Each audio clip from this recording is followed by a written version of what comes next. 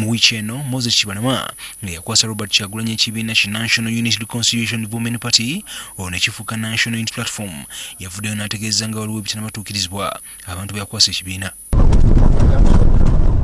Mu kunoonyereza kwaffe twagadde okwongera okuzuula ebikola ku kibiina kino era ne tutinnyatinya paka Buwambo ekisangibwa mu disitulikiti ya Kiso ekibiina kino ekigambibwa okutandikira. Tukitegeredde eno nti kino kyatandikibwa abasajja 9 okuli Moses Kibalama eyakikwasa Kyagulanyi. Kulu bano okuli n'omu ku booluganda bwa Moses Kibalama okwongera tukakasa nti bamu ku bammemba abasookera ddala batulaze ofisi z'ekibiina ezasookera ddala bwe zaali era nga tutuuseewo emabega wange wali ekizimbe okwali ofisi zino nga twogerera waliwo saloon. Naye olunaku lwali lumu omwami Kibalama naabe twali ku bbaala waliwo ebbaala waliwo olengera wali nagana ye benzigulawo ekibiina ky'obufuzi tujja kufuna ssente kubanza abakulembeze bonna nsobola batuukako. Lunaku lwakya nagana guddewo ekibiina ky'obufuzi naye njagala abagoberezi nga bamuno mu Buwambo kubanga okufuna kulina kuba mu Buwambo. Besikale tuli mu bantu abanywi tukitandikira mu kizimbe kiri wali e Buwambo. Benzijukirako nze Gita Sendi Alex Nkuluse kiriwo Kibalama yennyini. Ekibiina ekyo twakitandika nga ffe bafounder b'ekibiina ekyo tuli Buwambo kubanga pulezidenti waakyo oba chairman waakyo yali abeera wano Buwambo. Kibalama si ye pulezidenti w'ekibiina, Kibalama chairman. Bano batubuulidde engeri gye bali batambuzamu ekibiina kino okumala emyaka 15 mu mbeera ng'ensimbi ezidukanye ekibiina zibeekubya mpi. Ekituufu ekibiina kyaffe kyalowoozanga kutikkula. Okutikkula tegeeza kunoonya akasente awali abalina ssente nga bwolaba yagenze wa Bobi Wine ng'amanyi wali akasente.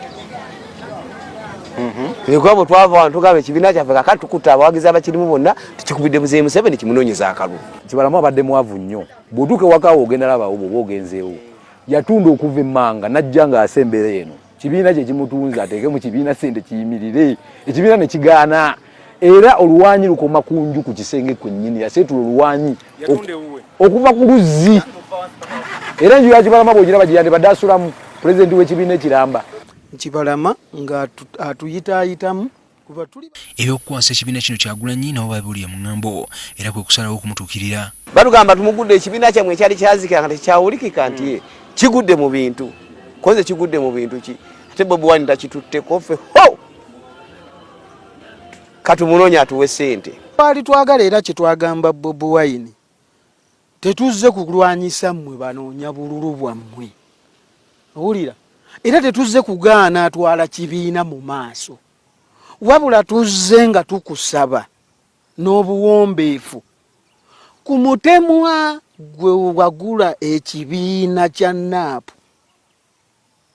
Bw'oba wagula siringi 5 ne ufa beno wansi bafounder ne bwotuwaako siringi 10 eki.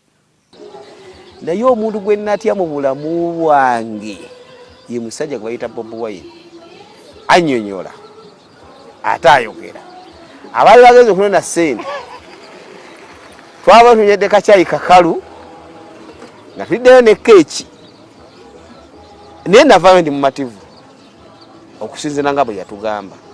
Kati ku bya Kibalama okuvayo n'ategeeza nga bwe yakwasa ekibiina bwe bataatuukiriza byakanzibwako bano baanukudde bati baba yawaayo ekibiina akkirize nti yawaayo ekibiina aleke yali akati nze kyemmanyi Kibalama talina ssente n'eddiru gye yakola eri ekibiina yawaayo baba ateesa biki tetumanyi. Naye Kibalama bambi yandyekubye mu mutima ebyenfuna tubyagala nange ne bwontwale wa pulezidenti nsonga njogera zeezo. Tulina ebifaananyi by'essimu bitufunye ebiraga embeera bweri mu maka ga Kibalama mu kiseera kino. Tutegeezeddwa nti Kibalama yaliko ne driver wa Paul Muwanga eyali minisita mu gavumenti y'Obote. Abasajja bakubagana empale bali misinde. Moses Kibalama asuubira mu kkooti wiiki ejja okwennyonnyolako ku nsonga z'okutuusa ekibiina kino. Ivan Kimukigozi, NTV Kosaamu.